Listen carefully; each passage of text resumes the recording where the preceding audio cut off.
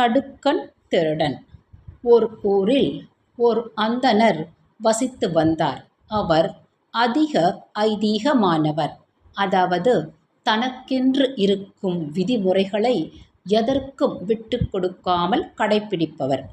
அவருக்கு வயது அதிகம் ஆகிவிட்டபடியால் புண்ணிய திருத்தலங்களுக்கு செல்ல எண்ணினார். தனது மக்களிடமும் உறவினர்களிடமும் விடை பெற்று கொண்டு அந்தணர் தனது யாத்திரையை தொடர்ந்தார். சில திருத்தலங்களுக்கு சென்று தரிசித்தார். அவ்வாறு தரிசித்து வருகையில் ஒரு நாள் கோவிலுக்கு பக்கத்தில் இருந்த சத்திரத்தில் தங்க எண்ணினார். இரவு உணவு உண்டபின் சத்திரத்தில் படுக்க ஆரம்பித்தார்.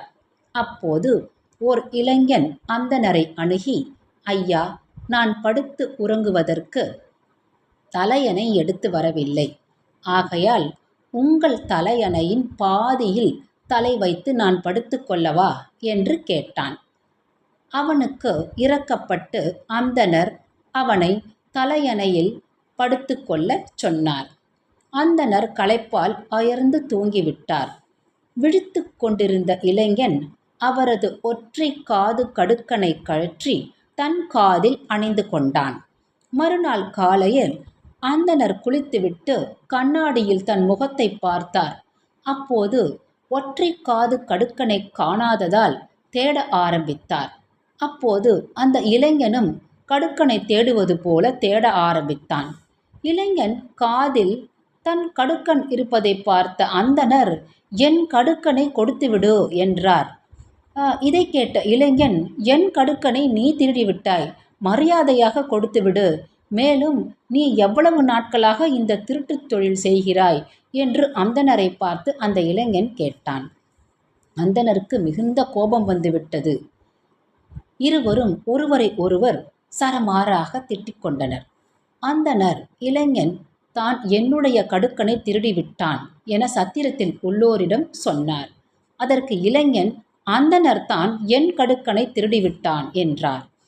யார் திருடியது என்பதை அறியாத அங்குள்ள மக்கள் நீதிபதி மரியாதை ராமனிடம் செல்லும்படி கூறினார்கள். அதன்படி இவ்வழக்கு மரியாதை ராமனிடம் சென்றது. இவ்வழக்கை விளக்கமாக கேட்டுக்கொண்டார் மரியாதை ராமன். பின் அந்தணர் காதில் வடு தழும்பு இருப்பதை பார்த்தார். ஆகையால் இளைஞன் அணிந்திருக்கும் கடுக்கன் அந்தணருடையது என்று தீர்மானித்தார். இளைஞனும் தன்னுடைய திருட்டை ஒத்துக்கொண்டு கடுக்கனை அந்தணரிடம் கொடுத்தான். அதாவது கடுக்கன் அணிந்த வடு அந்தணரின் காதில் இருந்தது. ஆனால் இளைஞனின் காதில் அந்த வடு இல்லை. மதிநுட்பமாக தீர்ப்பு அளித்தமைக்கு மரியாதை ராமனை அனைவரும் பாராட்டி மெச்சினர்.